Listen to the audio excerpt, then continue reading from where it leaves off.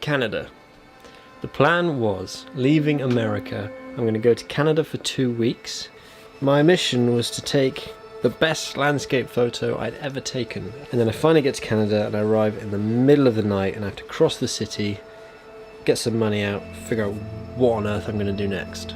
And I got to the front desk of the hostel to sign in, and I opened my wallet and I realised that my card was missing, my debit card, my bank card. I left it in the ticket machine at the airport.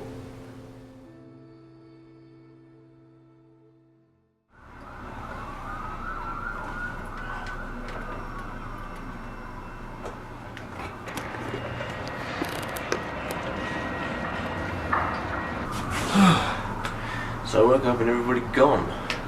I've booked my Greyhound ticket because I just want to get to the mountains and lakes as soon as possible. That's my mission, is to see those and get pictures. So I'm just thinking about how the weather could be amazing right now and then I've missed it for the rest of the week, so I want to get there as soon as possible.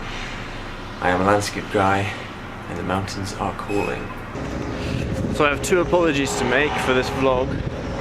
Well, this summer really, is that firstly you'll notice I'll be wearing a lot of the same clothes over and over again. That's because I only have this duffel for 2 months and I'm a boy and I'm smelly, so that's just what I'm going to do. And secondly, I'm going to film this as coherently as I'd like because there is so much moving around and I don't like juggling all my cameras and travelling. I like to have my cameras at the destination, but I also want to capture the journey for myself as well, so I'm going to try my best. But if it gets too stressful, I'm just going to put the camera away and just try and get on with it because I don't want to make mistakes like I have done already. The journey up to Banff from Calgary was absolutely fine. It's just a Greyhound bus all the way. It's two and a bit hours. And it's a beautiful drive. You get to go from the sort of the flat plains of Calgary, where the rivers are, all the way up to the mountains. At that time, for me, having no plan, to see these mountains rise up from the horizon was just so exciting. It's exactly what I'd come for. It's going to be great. So I'd got to the location. I was in Banff. Now it's time to sort myself out for the next few days. I need food, I need a place to stay, and I need a backcountry pass to camp. To go to the information centre, to tell them I'm going to be camping, and they can tell me all about the area, where to camp, what kind of wildlife might have been spotted, talking bears, wolves, that kind of thing. Just had to sort all that out for the next day, acclimatise, get used to the situation, then the adventure can start. So, I'm in love with the town of Banff already. I just went shopping in Safeway to get some supplies because in my backpack I'll always have shelter and I'll always have power, but the things I'm missing are water and food. So I wanted high calorie and low profile, as in small form factor foods. So I've got 30 granola bars and then this weird milk thing in a tin which apparently can replace a meal. We'll see. Luxury and comfort were not really my focus on this trip. But the benefit of being in a sealed tin is that the bears won't smell it. I've commandeered this trolley because I'm fed up of carrying my bag around and the hostel's just down the road, so I'm going to drop my stuff off in a locker and then take the trolley back. Yay! So I made it to the hostel. It's pretty nice. More expensive than I'd hoped and sort of unnecessary because I'd really ideally be camping, but I do need another base to get my things in order and to figure out where I'm going to go. I need to go to the information centre and buy my backcountry pass. There's a lot of stuff I have to organise and it's just easier to do with a roof over your head and Wi-Fi. So I'm here for the night. I'm just going to do logistics stuff, which is frustrating because looking out the window there's these mountains and I just want to go to them, but you've got to prepare first.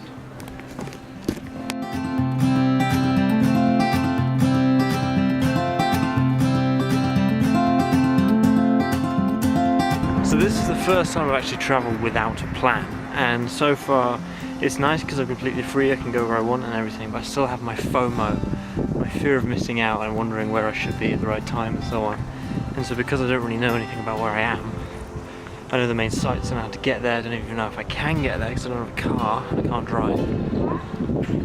That's the problem, is I'm now spending time walking around. I do kind of wish I could just get straight there and just do the mission. So I'm on a photo mission, but casual. It's supposed to be a holiday. I'm really bad at holidays.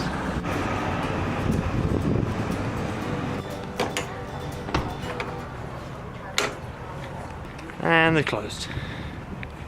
This is what I mean by running around without knowing anything. It is getting sort of annoying now.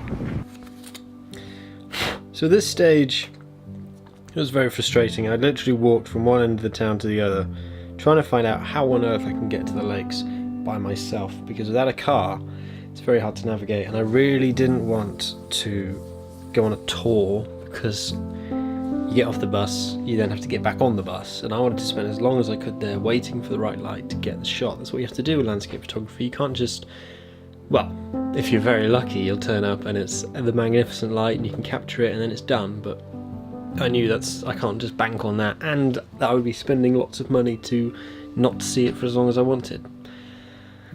So I really had to figure out how to get there. So, it sounds like to get to the Moraine Lake without a car, the best thing to do is hitchhike. Tomorrow, Casey, who I met on the plane yesterday, is coming up to Banff, and then they're going to drive to Lake Louise, and they said they'd take me to Lake Louise. So from there I can try and hitchhike to Moraine Lake for the next day, which means I have between now and them arriving to explore Banff as much as possible. After a day in the town, looking at these amazing mountains from afar, I was so fed up I decided I'm just going to take the hit and get a taxi to a nearby lake where I can get hopefully some sunset photos. I'm going to chuck my backpack back here. Thank you. Okay, so that was for definite the most expensive taxi ride of my life. Let's hope that this lake has something to offer. It's actually a completely different place to where I thought it was. So the views that I was hoping to have don't exist, but I will try and make the most of what I have.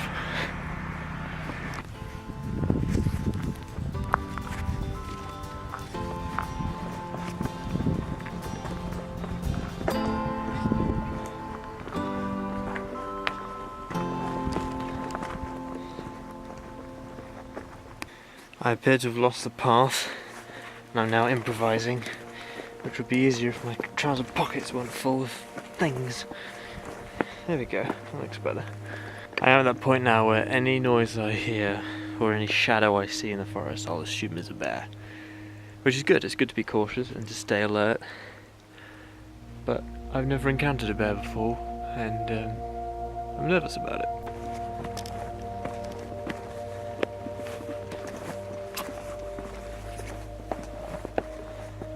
The problem with shooting lakes is you often get this very unsightly line just splitting the image in half with very distracting water texture. So unless you've got a perfect reflection or some really interesting foreground stuff, it's really hard to get right. There's some madness going on up there.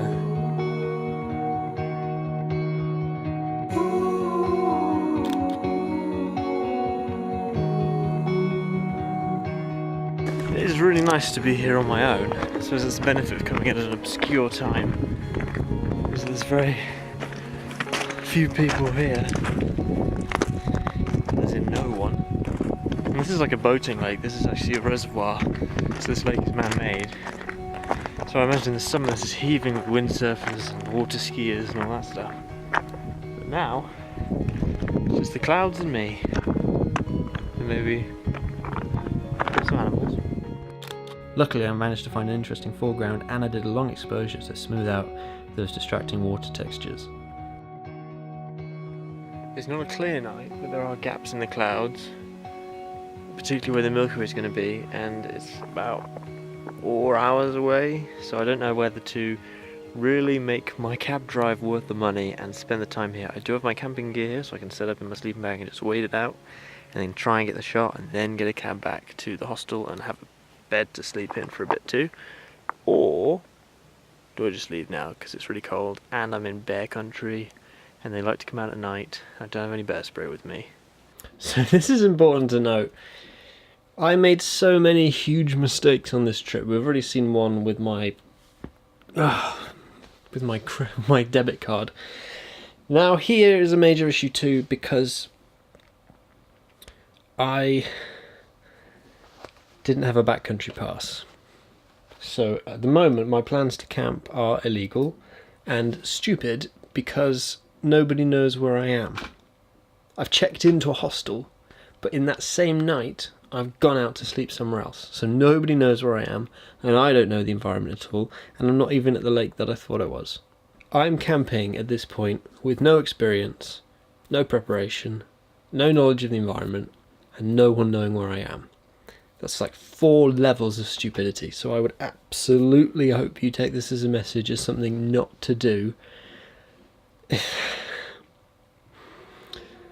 Let's carry on. You know, forgetting the fact that this is such a beautiful place to be. It's stunning. And it is really nice to be on my own here, actually, just to take it in, sit and chill. Like, I've been here for, I don't know how long now, but just fiddling with my cameras, and I don't really normally get to do that, so it's been really nice. Looking forward to doing that some more on this trip, particularly in some really cool locations like Moraine Lake, which will hopefully be maybe even tomorrow, and the beaches in Washington should be amazing too. But this is really, really cool. It looks like the water is calming. It was much choppier than this before, so that might bode well for some nice reflection shots maybe. The clouds have come over. I realise there's no chance of some Milky Way shots, some aurora shots. Nothing's going to happen. I've paid for a hostel where my stuff still is. Probably should go back there and get some proper rest for the next few days ahead.